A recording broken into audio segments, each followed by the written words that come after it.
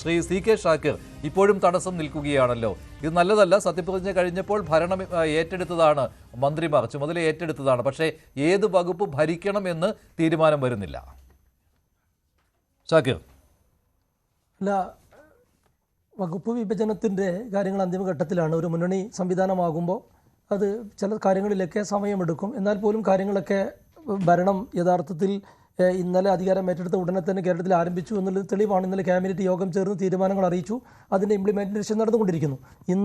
ഇന്നലെ മുഖ്യമന്ത്രി പ്രഖ്യാപിച്ച നമ്മൾ ആലപ്പുഴയിലെ അന്വേഷണവുമായി ബന്ധപ്പെട്ട് ഇൻവെസ്റ്റിഗേഷൻ ടീമിനെ പ്രഖ്യാപിച്ചു.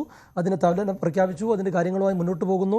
അതേപോലെ തന്നെ KSRTCയിലെ സൗജന്യ യാത്രയുമായി ബന്ധപ്പെട്ടിട്ടുള്ള നടപടിക്രമങ്ങൾ, അതിൻ്റെ കാര്യങ്ങളൊക്കെ KSRTCയിലും ആരംഭിച്ചിട്ടുണ്ട്. ഞാനിപ്പോൾ വരുന്നത് നമ്മുടെ പ്രിയപ്പെട്ട മുഖ്യമന്ത്രിയുടെ ഓഫീസിൽ പോയി, IT വ്യവസായ വകുപ്പ് മന്ത്രിയുടെ ഓഫീസിൽ പോയി, വിദ്യാഭ്യാസ മന്ത്രിയുടെ ഓഫീസിൽ പോയി, അവിടങ്ങളിലൊക്കെ ഔദ്യോഗികമായി ഗവർണറുടെ പ്രഖ്യാപനം വന്ന ശേഷമാണ് ഓരോരുത്തരുടെയും വകുപ്പിൻ്റെ കാര്യത്തിൽ അന്തിമ തീരുമാനമാവുകയുള്ളൂ. എന്നാൽ പോലും അടിയന്തരമായി ചെയ്യേണ്ട കാര്യങ്ങളൊക്കെ ചെയ്യുന്നു. അതുപോലെ തന്നെ മുഖ്യമന്ത്രിയുടെ ഓഫീസിലൊക്കെ നമ്മൾ ഇത്രയും കാലം കണ്ടിട്ടില്ലാത്ത രീതിയിൽ സെക്രട്ടേറിയറ്റിലാവട്ടെ, അതുപോലെ തന്നെ മുഖ്യമന്ത്രിയുടെ ഓഫീസിലാവട്ടെ, പൊതുജനങ്ങളും അതുപോലെ ഉദ്യോഗസ്ഥരും വളരെ സന്തോഷത്തോടെ കയറിയിറങ്ങുന്നു. അവർ ആവശ്യങ്ങൾ അറിയിക്കുന്നു. ഉദ്യോഗസ്ഥ തലത്തിൽ ഭരണപരമായ കാര്യങ്ങൾ ചർച്ച ചെയ്യുന്നു. അത്തരം കാര്യങ്ങളിലേക്കൊക്കെ വരുന്നുണ്ട്. വേറൊരു കാര്യം ഇതിൻ്റെ കൂട്ടത്തിൽ പറയാനുള്ളത്, 4-ാം തീയതിയാണ് റിസൾട്ട് വരുന്നത്. കേരളത്തിൽ കഴിഞ്ഞ 10 വർഷം ഭരിച്ച ഒരു ഭരണ സംവിധാനം, അതിലൊരു തലവനും ഉണ്ടായിരുന്നല്ലോ. ഇന്നാണല്ലോ അവർ ആദ്യമായി വാ തുറക്കുന്നത്.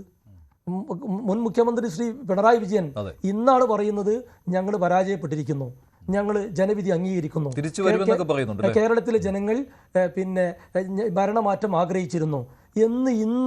ഇന്ന് നോക്കൂ നിങ്ങൾ, എത്ര ദിവസം കഴിഞ്ഞു? 19-ാം തീയതിയായി. മാത്രവുമല്ല, CPM-ൽ നമ്മൾ ഇതുവരെ കണ്ടിട്ടില്ലാത്തൊരു സിസ്റ്റമാണ്.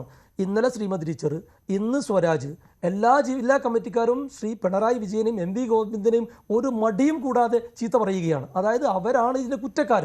അങ്ങനെ ചെറുതാക്കി കാണിക്കേണ്ടതില്ല.